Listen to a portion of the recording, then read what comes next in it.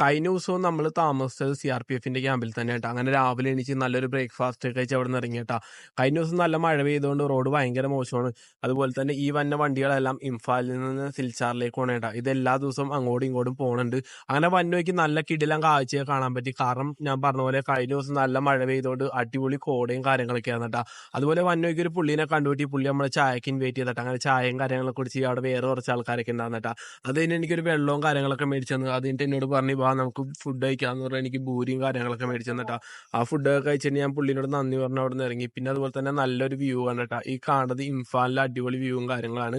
പിന്നെ അങ്ങനെ ഇറങ്ങണ വഴിക്ക് എൻ്റെ ഒരു പാർലേജ് ബിസ്ക്കറ്റ് ഒക്കെ ഉണ്ടാകുന്ന കേട്ടോ. അതൊക്കെ കഴിച്ച് ഞാൻ പയ്യെ ഇറങ്ങി.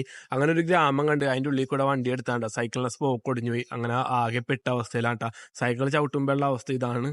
അങ്ങനെ വന്നേക്ക് കുറച്ച് ആൾക്കാരെ കണ്ടുപിട്ടി. അവർ നമുക്ക് കുറച്ച് വെള്ളവും കാര്യങ്ങളൊക്കെ തന്നിട്ടാ. അടിപൊളി മനുഷ്യരാണ്, ഇംഫാലിലുള്ള ആൾക്കാരാട്ടാ. നല്ല അടിപൊളി ആൾക്കാർ. അവരോടൊക്കെ യാത്രയൊക്കെ പറഞ്ഞ് ഞാൻ സൈക്കിളും തള്ളി നേരെ വർക്ക്ഷോപ്പ് അന്വേഷിച്ചു കേട്ടോ. അങ്ങനെ അവസാനം ഒരു വർക്ക്ഷോപ്പ് കിട്ടി. അവർ സൈക്കിളെല്ലാം സെറ്റാക്കാൻ വേണ്ടി കയറ്റിട്ടാ. ഏകദേശം ഒരു 6ഓളം കമ്പി ഒടിഞ്ഞു പോയി. അങ്ങനെ എല്ലാം സെറ്റായി അവിടെ നിന്ന് ഇറങ്ങിയേട്ടാ.